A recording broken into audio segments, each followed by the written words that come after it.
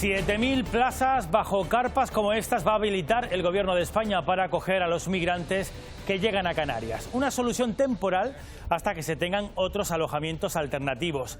El Plan Canarias para afrontar la crisis migratoria va a ser costeado en su mayoría con fondos de Europa. ¿Qué tal a todos? Muy buenas tardes. Este viernes están en Canarias 2 ministros, pero hay otros 2 en viajes diferentes que tienen mucho que ver con la crisis migratoria que estamos viviendo. Vamos por parte. Empecemos con los ministros que están aquí en las islas.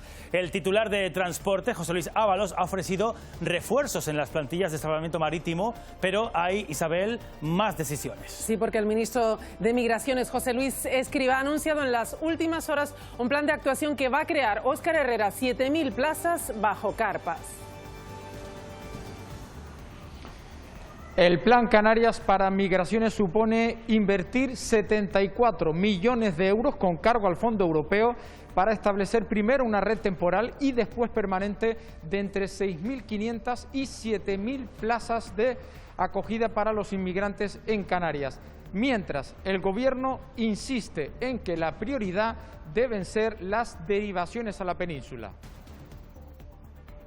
Es un plan de muy corto plazo para instalar campamentos y carpas por 7.000 personas que permitan vaciar lo antes posible, en semanas, el uso de hoteles. Canarias se niega rotundamente a ser quien reciba el 100% de la inmigración que llega a nuestra tierra. No podemos solos, no aceptamos esto, nos rebelamos ante esa acción. Mientras, la ministra de Exteriores, González Laya, se reúne esta tarde con ACNUR en Suiza y otro ministro, el de Interior, ha viajado hasta Marruecos, pero desde Rabat ha dicho que descarta Beatriz Mesa. Buenas tardes, traslados masivos o regulares a la península de los migrantes que llegan aquí a Canarias. Exactamente, el ministro Marlaska ha descartado ese traslado masivo de migrantes hacia la península, deslizando la idea de que esta es una decisión no solamente de España, sino del conjunto de la Unión Europea. Ha achacado en todo momento repetidamente a la COVID este incremento de flujos migratorios. Cuando se me habla de traslado a la península, evidentemente luchar contra la inmigración irregular también es evitar que se establezcan unas vías de entrada irregular en Europa. Y vuelvo a decir que la política migratoria es del conjunto de la Unión Europea. Pedro Sánchez ha anunciado que un plan de vacunación masivo contra el coronavirus en el primer semestre. Enseguida lo vemos. Y ahora que llega el fin de semana, recordaremos lo importante que es protegerse en los momentos de mayor riesgo. Lidia Lorenzo, en reuniones sociales restringidas, especialmente en Tenerife, que sigue en semáforo rojo. Así es, Tenerife estará en semáforo rojo hasta el 27 de noviembre. Mientras tanto, se mantendrán restricciones como la limitación a 6 personas en las reuniones sociales y familiares.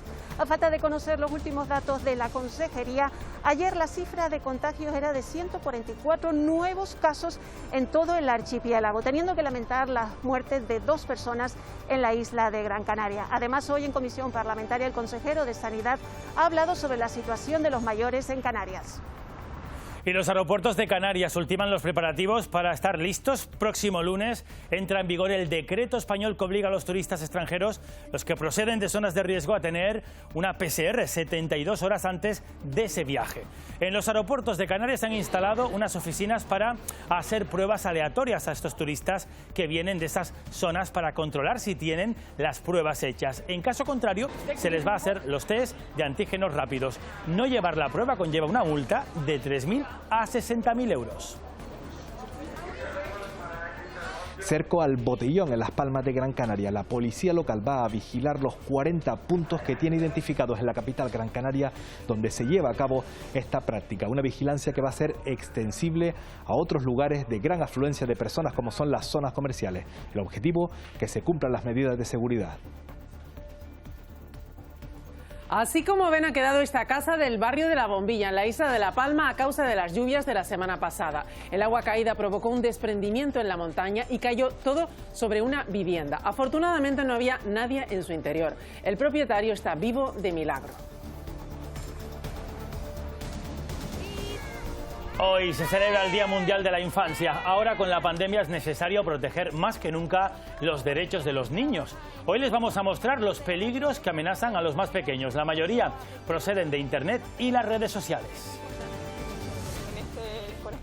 Estos lagartos gigantes del Hierro llevaban años preparándose para disfrutar de una vida en libertad en la zona de Punta de Agache. 2 escaladores han sido los encargados de introducirlos en este entorno natural que será a partir de ahora su nuevo hogar. Hacía 4 años que no se producía una suelta de lagarto herriño en la isla. Y el tiempo este fin de semana va a ser un poco otoñal. Saila Falcón. Tanto el sábado como el domingo estará soleado sin nubes importantes, pero mañana tendremos calima en cantidad variable y las temperaturas se irán cálidas, entre los 24 y los 28 grados en las horas centrales del día. El viento soplará con más intensidad si nos acercamos a las zonas altas de las islas, por donde aparecerán rachas localmente fuertes en el norte y oeste por efectos del relieve. Luego les ampliamos la información del tiempo.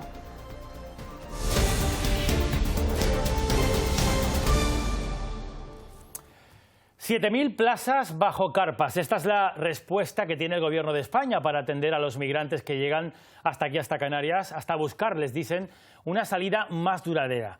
Hoy en Canarias hay 2 ministros y 2 más que están de viajes. Enseguida vamos con todo para tratar precisamente esta crisis social, esta crisis migratoria. Vamos a empezar por el ministro de Migraciones, por José Luis Escrivá, que plantea un plan Canarias que se acaba de presentar y que consiste en alojamientos temporales. Óscar Herrera, cuéntanos, ¿cuáles son los detalles?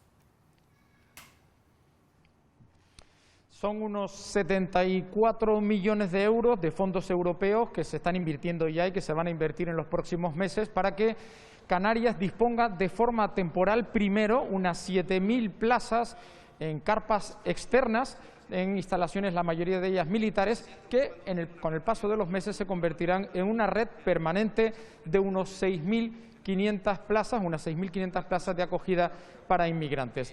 El Gobierno entiende que de esta forma se establece que ese debe ser el cupo de absorción de la migración para el archipiélago, 6.500, pero insiste en que el plan A debe ser las derivaciones a la península. El Estado reconoce que hasta ahora no disponía de capacidad estructural para acoger a los migrantes que han llegado a Canarias. Por eso el ministro de Migraciones, José Luis Escrivá, ha presentado un plan en 2 fases: alojamientos de emergencia y posteriormente otros más estables a lo largo de 2021. Es un plan de muy corto plazo para instalar campamentos y carpas por 7.000 personas que permitan vaciar lo antes posible, en semanas, el uso de hoteles, y después ir trasladando a establecimientos, digamos, de mayor calidad y mayor capacidad de acogida. Las 7.000 plazas se dispondrán en Gran Canaria, Tenerife y Fuerteventura. Se hace con fondos europeos por valor de 74 millones de euros. Precisamente el presidente Ángel Víctor Torres afirma que las islas asumirán su cuota, pero exige a Europa solidaridad. Canarias se niega rotundamente a ser quien reciba el 100% de la inmigración que llega a nuestra tierra. No podemos solos, no aceptamos esto, nos rebelamos ante esa acción. Y por tanto hay que señalar a los países que se oponen a un pacto alcanzado. En lo que va de año han llegado 19.000 personas a Canarias, entre ellas 2.000 menores no acompañados. Entre 500 y 1.000 no lo han conseguido y han perdido la vida en la ruta atlántica. Precisamente esa es la arista más dramática de este fenómeno de la inmigración. No saber siquiera cuántos centenares de personas han perdido la vida en esta ruta atlántica intentando alcanzar Canarias. Precisamente esta mañana el ministro de Transporte, José Luis Ábalos, ha visitado el Centro de Coordinación de Salvamento Marítimo. Desde allí se vigila y se preparan esos rescates de las embarcaciones que intentan alcanzar las islas. Ha anunciado que va a reforzar la plantilla y los medios navales de este servicio de salvamento marítimo. La ampliación del cupo de gasto adjudicado al salvamento para incrementar los equipos humanos que atienden los rescates de inmigrantes. En concreto, vamos a ampliar, ya está aprobado por el Gobierno, de 3 a 4 componentes las plantillas mínimas de seguridad. Bueno, Ábalos y Escrivá ya lo han visto, que han estado aquí de viaje en Canarias. El ministro del Interior, Grande Marlaska, se ha reunido hoy con su homólogo en Rabat, en Marruecos. Marlaska ha descartado traslados masivos o regulares de migrantes desde Canarias hasta la península. Beatriz Mesa, Rabat, dice el ministro Marlaska que traslados masivos no, Beatriz, porque no depende eso de las políticas migratorias de la Unión Europea. Sí, exactamente. Ha descartado esa posibilidad de enviar emigrantes a la península, deslizando la idea de que esto es una decisión no unilateral de España, sino del conjunto de la Unión Europea. Se ha reunido, como decías, con su homólogo marroquí. Dice que ambos van a tomar medidas en las próximas semanas para hacer frente al incremento de flujos migratorios, pero no se especifica cuáles son esas medidas, cómo se van a aplicar esas medidas. Tan solo se ha limitado a decir Marlaska que serán las mismas que se vienen produciendo en los últimos 2 años y que permitió en el ejercicio 2018-2019 que llegaran muchas menos embarcaciones a las costas canarias. Marlaska en todo momento achaca a la pandemia ese incremento notable de flujos migratorios y sí ha hablado también de la posibilidad de retomar, de hecho dice que ya estamos retomando los retornos, pero tampoco especifica con qué nacionales, si son marroquíes o son del resto del África subsahariana. Marlaska ha sido tajante, no habrá derivaciones de migrantes a la península o al resto de Europa. Se me habla de traslado a la península, evidentemente luchar contra la inmigración irregular también es evitar que se establezcan unas vías de entrada irregular en Europa. Y vuelvo a decir que la política migratoria es del conjunto de la Unión Europea, no es solo española. Asegura estar preocupado por la situación que se vive en el archipiélago. Sin embargo, el ministro considera que las derivaciones suponen el efecto llamada hacia una Europa que ya ha cerrado la vía migratoria en el Mediterráneo. Este viernes, en Rabat, acordó con su homólogo marroquí continuar, dice, con las políticas que viene desarrollando desde hace 2 años con un país al que califica como amigo y socio cercano. Cooperar con los países de origen, cooperar con los países de tránsito, luchar contra las mafias y evidentemente protección a quien necesita la protección, a las personas vulnerables. Las repatriaciones tampoco se abordaron en un encuentro, el segundo de este 2020, que define la política migratoria del Gobierno central, trabajarla en origen. La ministra de Asuntos Exteriores, Arantxa González Laya, visitará Senegal el próximo jueves.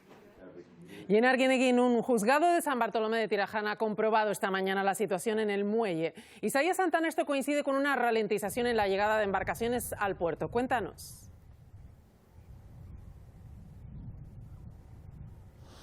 Sí, poco a poco se respira cierta tranquilidad en este muelle de Arguineguín. No han llegado pateras en los últimos 2 días. Actualmente aquí han pasado la noche 1.288 migrantes. Los últimos traslados se llevaron a cabo esta misma mañana, pero desde el pasado miércoles hasta hoy se han trasladado alrededor de 1.000 personas. 400 de estos migrantes han sido llevados a Barranco Seco, el resto a complejos turísticos de aquí de Mogán, San Bartolomé de Tirajana y a recursos humanitarios de Cruz Roja. Aún así, este campamento continúa estando sobresaturado, ya que recordemos tan solo puede albergar a unas 400 personas. Como decías, esta mañana ha venido una comisión judicial a este muelle para realizar una inspección ocular a este campamento, todo tras la denuncia interpuesta el pasado 28 de octubre por la alcaldesa de Mogán, Onalia Bueno, por la vulneración de los derechos humanos de estos migrantes. Hoy se acercó el juzgado de instrucción número 2 de San Bartolomé de Tirajana para inspeccionar la zona en base a la denuncia que interpusimos, yo creo que cerca de un mes ya, donde le relatamos en esa denuncia la vulneración de derechos humanos y derechos fundamentales que se estaba llevando aquí en este campamento de Arguineguín, el campamento de la vergüenza, por el trato humano. La ministra de Exteriores, González Laya, también viaja a Suiza esta tarde. Se va a reunir con responsables de ACNUR. También la titular de Defensa, Silvia Mascareño, Madrid, ha reconocido a la ministra Robles descoordinación en la gestión. Acabamos de estar en Arguineguín, ahí, en ese muelle. Sí, Margarita Robles cree que el Gobierno debe hacer autocrítica y reconoce la parte de responsabilidad que le corresponde a su departamento, pero insiste que el Ministerio de Defensa ha habilitado 5 instalaciones militares para acoger a esos inmigrantes y además cree que la política migratoria no debe abordarse desde la perspectiva militar, sino desde la perspectiva humanitaria. El Ministerio de Defensa no tiene competencias en esta materia. Nosotros lo que podemos hacer es ayudar dando establecimientos que no estén en uso militar. Nada sería más terrible que militarizar la migración y quizá a lo mejor haya que hacer autocrítica. Yo reconozco que hay que hacer autocrítica porque ha habido un momento en que quizá las condiciones en las que se estaban en el muelle de Arguineguín no eran las más adecuadas para seres humanos.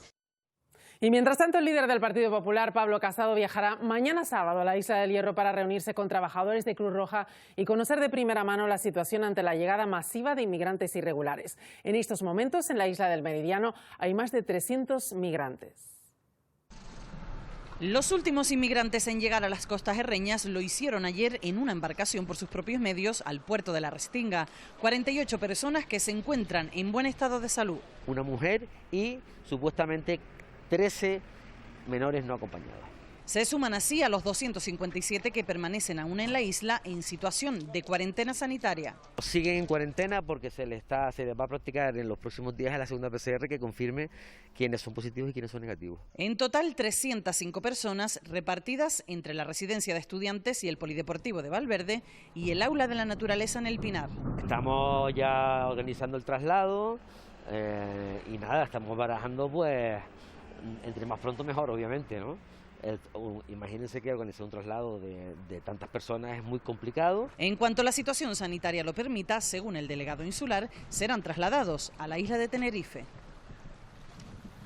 Y hay migrantes trasladados a la península, aunque su situación no es mucho mejor. La plataforma Irungo Harrera del País Vasco denuncia que están durmiendo en la calle delante del albergue que tiene Cruz Roja en Irún. Al parecer llevan varios días porque superan las jornadas que se contemplan para estar en España. Esta ONG les ha facilitado tiendas de campaña. Advierten que es una situación insostenible en tiempos de pandemia. Por cierto, que el presidente de Canarias, Ángel Víctor Torres, ha emitido un tuit en el que ha confirmado que se han puesto en contacto varios presidentes autonómicos y ha anunciado que hay varias comunidades autónomas que le han trasladado su predisposición para acoger a migrantes derivados desde Canarias, porque Canarias, ha reiterado el presidente Ángel Víctor Torres, no puede hacerlo solos. Vamos a hablar ahora de la situación sanitaria. Ayer Sanidad notificaba 2 fallecidos y 144 nuevos contagios aquí en el archipiélago, la mayoría de ellos en Tenerife, que permanece en semáforo rojo. En el Parlamento de Canarias se ha hablado esta mañana de cómo evitar los contagios. Lidia Lorenzo, precisamente entre la población de mayor edad. Sí, en la Comisión de Sanidad celebrada en el Parlamento, el consejero ha insistido en que en las residencias de mayores se están cumpliendo los protocolos anti-COVID.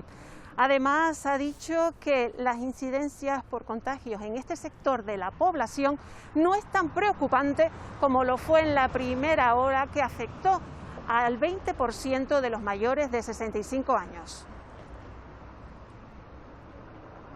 El exceso de mortalidad se da en todos los territorios y hay múltiples causas que difícilmente se pueden establecer ahora en una comparecencia aquí. Ni siquiera nadie ha todavía, en ningún territorio, incluso mucho más avanzado que nosotros, desagregado las causas que han provocado este escenario. Canarias es la región con mejores datos de nuestro país. Hoy hemos querido fijarnos en la presión hospitalaria, esa que se mide con el porcentaje de personas que tienen COVID y que están ocupando camas de UCI.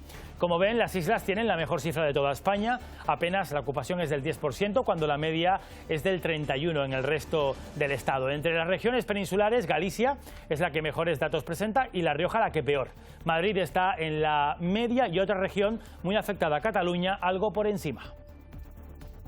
Y a partir del lunes, los aeropuertos canarios impondrán un mecanismo de control más para evitar que el coronavirus traspase nuestras fronteras. Exactamente, José María de País, ¿de qué se trata?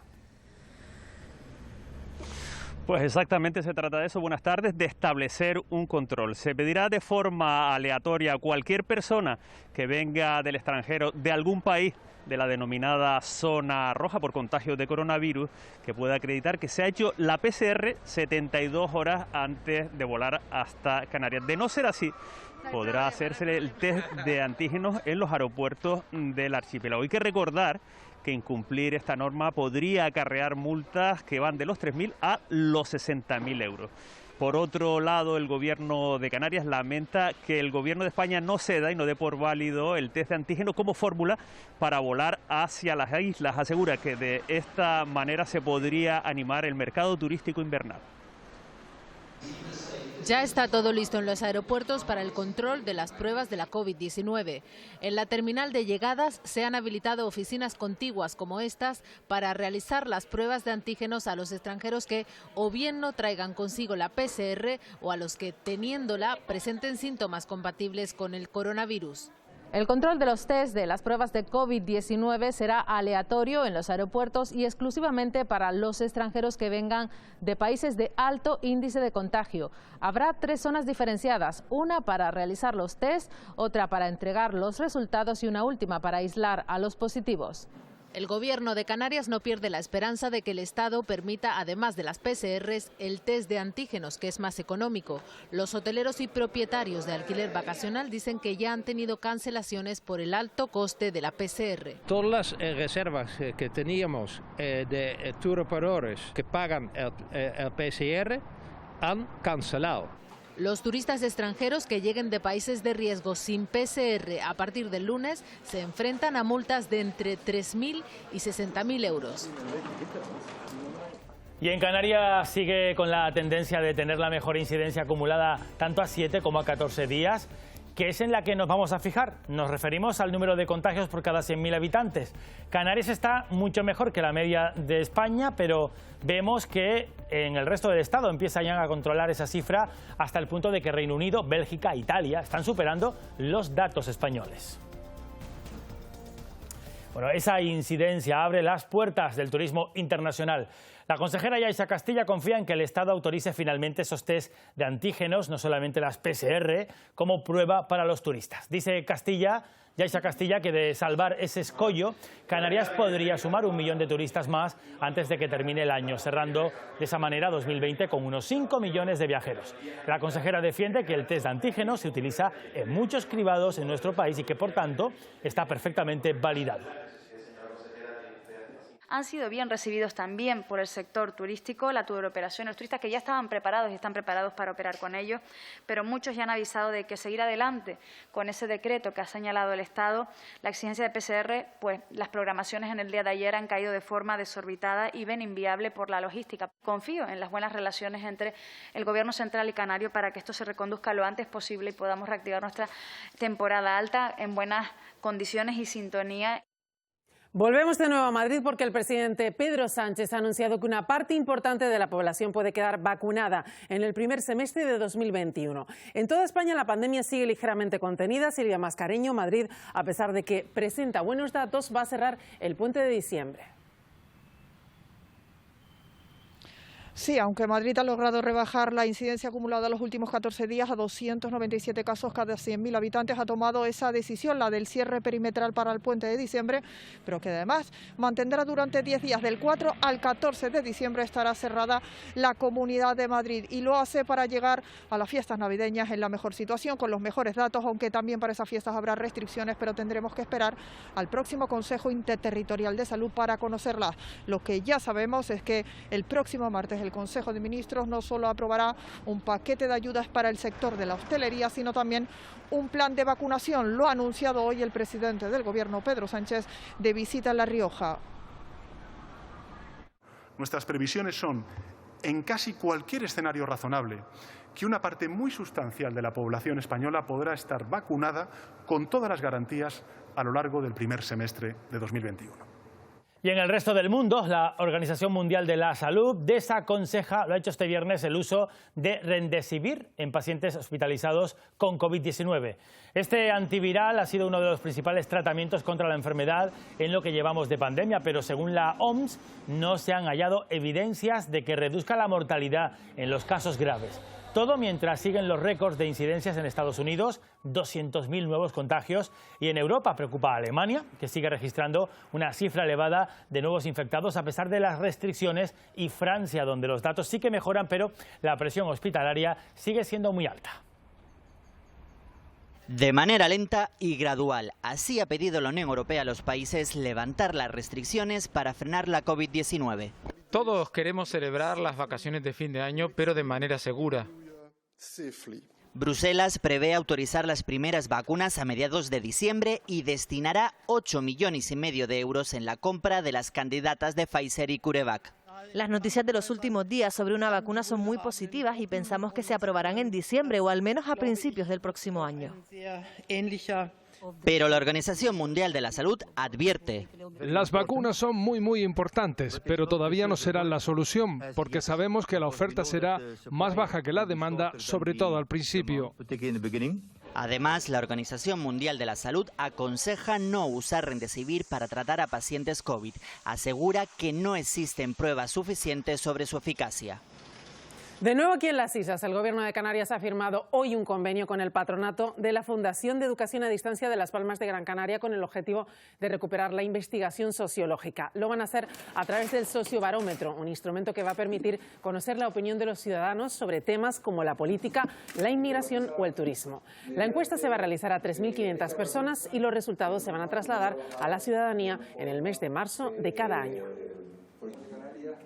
Estamos además en un momento crítico, la pandemia está trastocando casi todos los modos de hacer y responder en esta sociedad, y yo creo que tener un instrumento de investigación demoscópica que nos permita conocer la opinión de la gente va a ser un instrumento útil. Obtener información que se va a transformar a su vez en políticas públicas, en gestión, actividades que puedan realizar los operadores económicos. Este 20 de noviembre es el Día de la Memoria Trans, en el que las personas transgénero nos recuerdan a todos la situación de marginación que todavía están viviendo. Una discriminación que se extiende en el transcurso de la vida diaria en materia sanitaria, educativa, judicial, burocrática. Además, denuncian la cifra de víctimas mortales, que ha ascendido un 6% este año.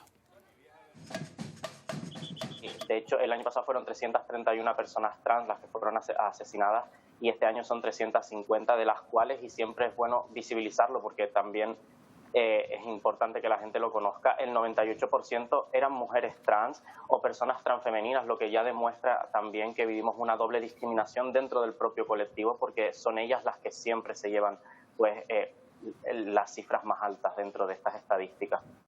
Trabajar la empatía es una de las claves para sensibilizar sobre la violencia de género. Por eso el Ayuntamiento de Las Palmas de Gran Canaria propone ponerse en la piel de las mujeres y lo hace a través de una iniciativa de realidad virtual. Quienes participen en ella podrán sentir desde la violencia más sutil hasta las agresiones más evidentes. Estará disponible primero en Mesa y López y después en Triana, en la ciudad. Forma parte de la campaña municipal para el Día Internacional para la Eliminación de la Violencia contra las Mujeres y desde este espacio se ha emitido hoy el programa Una más Uno de Canarias Radio. Nos podemos poner, además de en la piel de la mujer maltratada, detectar esos primeros síntomas de violencia, esos que pasan inadvertidos pero que son el inicio, es el germen de en lo que se puede convertir.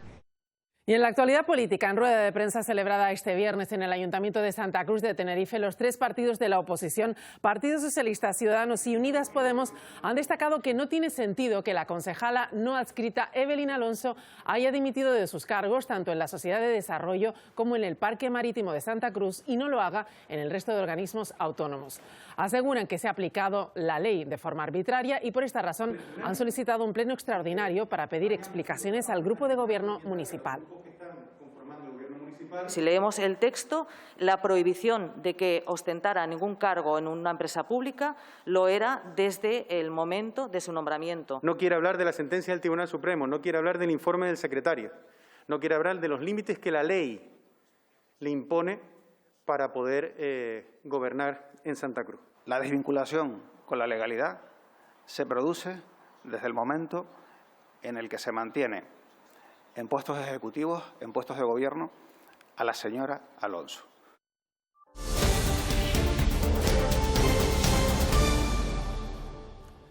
Para las fechas que estamos, finales de noviembre, se esperaba otra cosa, pero atentos, fíjense, porque lo que están viendo es la calima que nos va a invadir este fin de semana, prácticamente en toda Canarias. Ya ha entrado por las islas más orientales y se espera que se extienda durante la tarde al resto del archipiélago. Ese polvo en suspensión nos va a acompañar hasta el domingo, tenderá a retirarse al final de la jornada.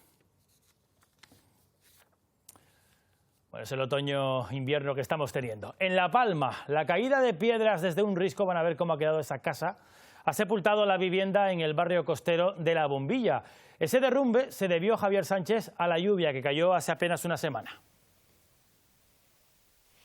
2 días de lluvia constante fueron suficientes tras años de sequía constante para que se cayera esta pared en el barrio de La Bombilla, en el municipio de Los Llanos de Aridane. Lo hizo en torno a las 6 de la mañana y provocó el destrozo completo de una casa que, aunque estaba todavía en periodo de construcción, su propietario hacía noches en ella de forma frecuente. Pero tras esos primeros aguaceros prefirió irse a otro lugar al pernoctar y eso fue lo que le salvó la vida. Esta pared sigue presentando serios problemas y justo al lado se encuentra la sede de la Asociación de Vecinos de este barrio, que también se ve amenazado ahora mismo por esta misma circunstancia. Me llamó un amigo que se había caído el risco completo. No me esperaba que fuera tanto, la verdad.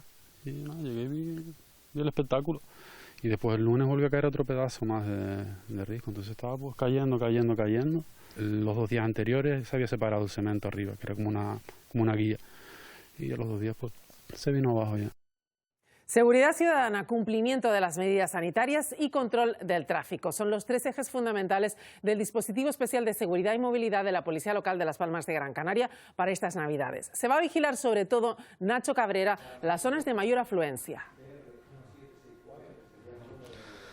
Sí, en esos lugares donde se concentra un mayor número de personas, como son las zonas comerciales, pero sobre todo los botellones. Los agentes van a vigilar exhaustivamente los 40 puntos de la capital Gran Canaria, donde cada noche un gran número de personas se congrega para beber alcohol en la vía pública. A hacerlo puede acarrear sanciones de hasta 220 euros, 120 por beber en plena calle y 100 por no hacer uso de la mascarilla. Por cierto, en Las Palmas de Gran Canaria desde julio se han interpuesto más de 10.000 denuncias por no hacer uso de la mascarilla. Desde el Ayuntamiento recomiendan adelantar las compras navideñas, hacer uso del transporte público y también utilizar los vehículos de transporte personal como son las bicicletas y las patinetas para evitar complicaciones en el tráfico. Y advierten, van a ser unas navidades complicadas, diferentes, por ello apelan a la ciudadanía para que ponga de su parte. La pandemia no solo se va a combatir desde el punto de vista policial, todos tenemos nuestra parte de responsabilidad. Mantenernos seguros es mantener seguros a los demás. Hay vidas en juego, lo hemos visto desde marzo. Está nuestra economía en juego. Lidia Lorenzo, se acaban de actualizar los datos de la pandemia en Canarias. Cuéntanos. Así es, en las últimas 24 horas se han producido 116 nuevos contagios. De ellos, 86 son en Tenerife y 21 en Gran Canaria. Además, hay que decir también que hay 14 activos menos, porque el número de altas ha sido mayor que el número de contagiados. Y desde la Consejería de Educación nos dicen que el porcentaje de grupos en cuarentena en los centros educativos es del 0,2%. Muchas gracias, Lidia. Ya saben, mucha precaución en cualquiera de las islas, sobre todo ahora que llega el fin de semana y aumentan los contactos sociales. Vamos con otro asunto, porque el proyecto educativo La Palma, Stop Bullying, ha sido premiado a nivel nacional como una de las iniciativas más innovadoras, también de las más eficaces, con concienciación y en la lucha contra el acoso escolar. Así es, sus creadores, Macacultura, han hecho y han trabajado cada año esta problemática con más de 600 escolares de la Isla Bonita. Cuando La Palma Stop Bullying llegó a las aulas, se pudo demostrar que la problemática del acoso escolar era mayor de lo que se pensaba. Entonces se decidió que el camino para acabar con esta situación pasaba por el diálogo y crear un vínculo entre los escolares con sus familias y profesores. Muchos dan el paso de hablar en primera persona, llegan a dudar, ¿esto que me está sucediendo se podría considerar acoso escolar? Y te preguntan. Entonces hay determinadas claves que si les das las respuestas adecuadas puedes orientarlos, pueden identificar si es un problema de convivencia, que es algo de lo más normal, o ya hemos pasado la línea y estamos hablando de un caso de acoso escolar. 4 años después, este proyecto ha sido premiado a nivel nacional como uno de los más innovadores y eficaces en su categoría. El taller lo que intenta es sensibilizar, ¿vale? Concienciar, prevenir, informar. Y cuando uno recibe un reconocimiento de este tipo a nivel nacional, pues le ayuda a ver que lo que está haciendo tal vez esté bien, ¿vale? Que las teclas que se están activando están funcionando. Son 10 centros de La Palma, más de 600 alumnos de primero de la ESO, los que en estos años han aprendido cómo luchar contra el acoso escolar.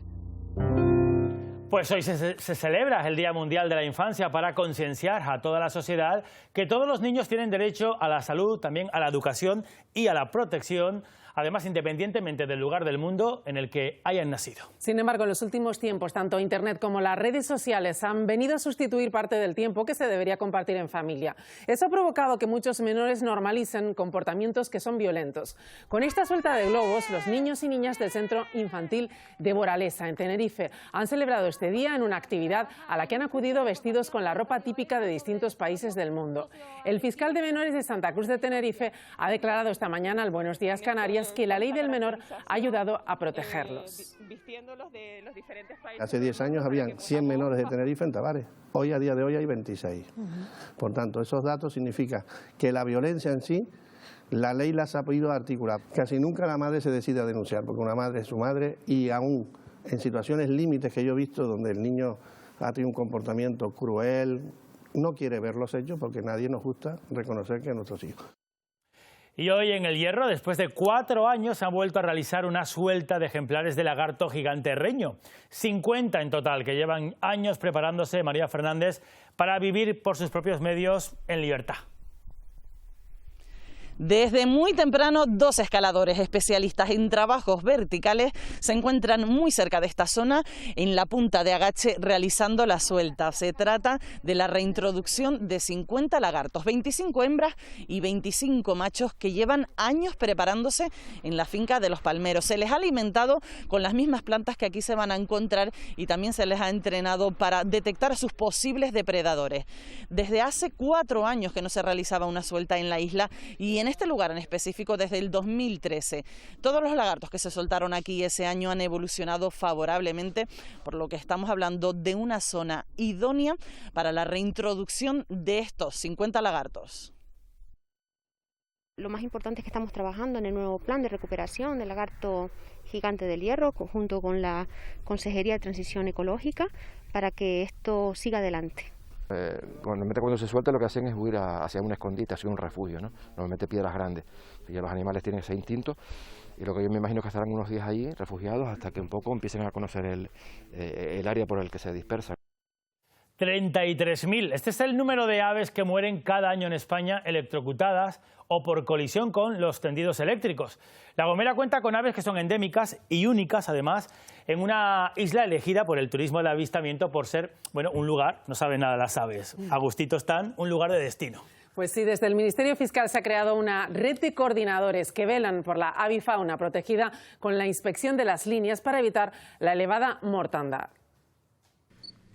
En el momento en el que se detecta un apoyo que entraña peligrosidad para la avifauna, los agentes de medio ambiente se disponen a inspeccionarlo. En caso de que aparezca un ave debajo del apoyo, nosotros levantamos un acta de recogida de muestras, una detección ocular, donde queda reflejado todo lo que nosotros nos encontramos ahí debajo. Este ave la mandamos al servicio de la Facultad de Veterinaria de la Universidad de Las Palmas de Gran Canaria, donde se le hace una necropsia, y donde parte de los restos sacados en esa necropsia son enviados al Servicio de Toxicología de Certos para discriminar una muerte por envenenamiento. Y a partir de ahí, cuando nosotros recibamos los informes de las necropsias, pues ya los juntamos a los informes que se mandarán al Ministerio Fiscal o se mandan a la Agencia de Protección. Un trabajo que permite que las aves usen los apoyos eléctricos aislados como lugar de descanso, velando por la seguridad de las especies protegidas. Y el sector artesano ha sido uno de los más afectados por esta pandemia porque pone en peligro incluso la continuidad de algunas actividades, de algunas tradiciones. Así es, en Fuerteventura, en esta isla, Francisco, el único molinero de molinos de viento en activo que hay en Canarias, ha visto cómo la pandemia ha reducido su producción de gofio en un 90%. Con su museo cerrado desde marzo y con la molina sin movimiento, Francisco nos relata el impacto de la pandemia en su oficio de molinero. Nos ha afectado bastante. Si yo no me llego a coger la pequeña ayuda que nos dio el gobierno, pues ahora mismo estaríamos hablando incluso de tener deudas. Sin turistas y sin ventas a los hoteles, la producción de gofio ha descendido en cerca de un 90%.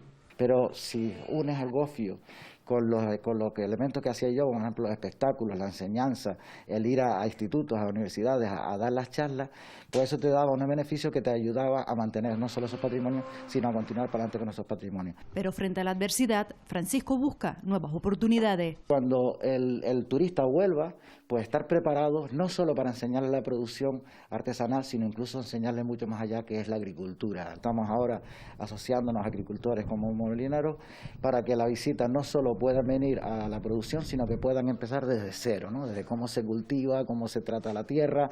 Pasión por un oficio artesano heredado que buscará seguir manteniendo en lo más alto.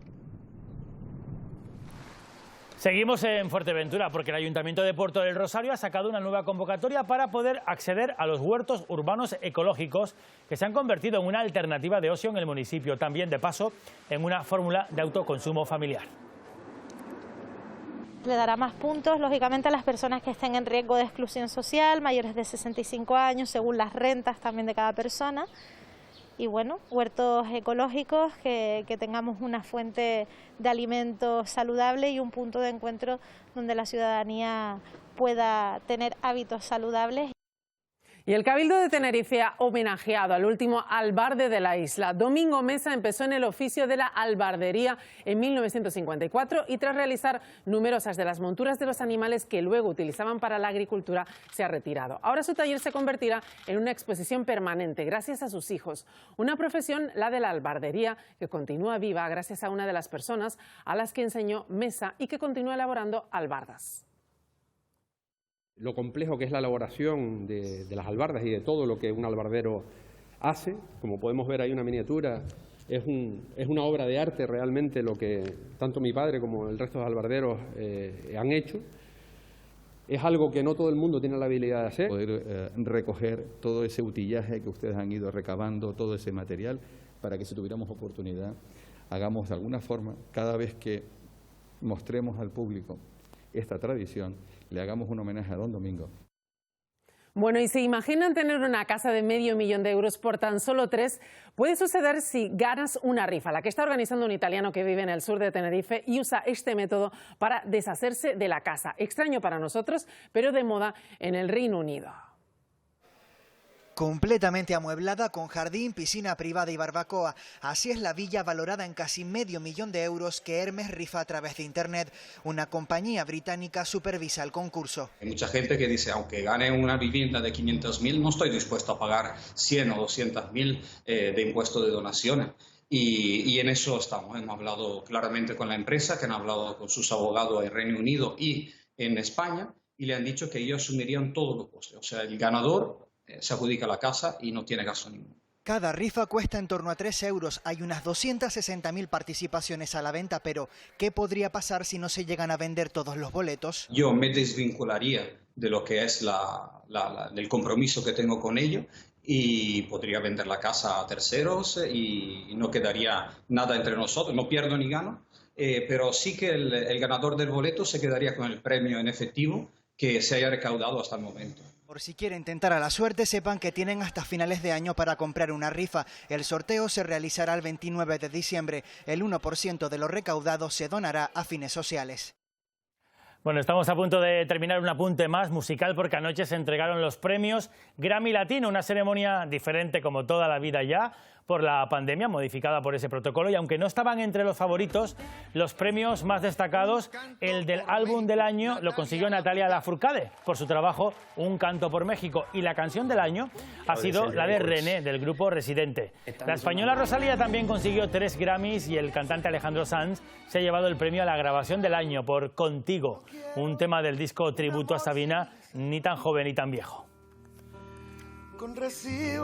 Bueno, así de musicales, vamos a preguntarle a Armando Vallejo qué trae para el fin de semana. Así es, y siendo viernes seguro que tenemos un entrenador en apuros, Armando. Bueno, es un clásico ya y además repiten los mismos. Escucharemos a Fran Fernández, técnico del Tenerife, arrepentido, y también a Porfi Fisac, técnico del Herbalife Gran Canaria, que si no tenía bastantes problemas con los resultados, también con apartar sin explicación a Javi Beirán del equipo, ahora encima un colega suyo le ha venido a echar una mano pero al cuello, porque eso, Beirán, castigado por Fisac en el Herbalife, ha sido convocado por Sergio Escariolo para la selección española. Así que eso le llamo yo hurgar en la herida. Pues sí. Amigos, así mejor lejos, ¿eh? Eso. Gracias, Armando. Enseguida la actualidad deportiva. Recuerden, como siempre, que pueden tener más información en el Telenoticias, así que pueden seguir informados en nuestra web y en las redes sociales. Después, para los planes de fin de semana, la previsión del tiempo y el concurso con Dani Calero. Disfruten el fin de semana. Hasta el lunes. Buenas tardes.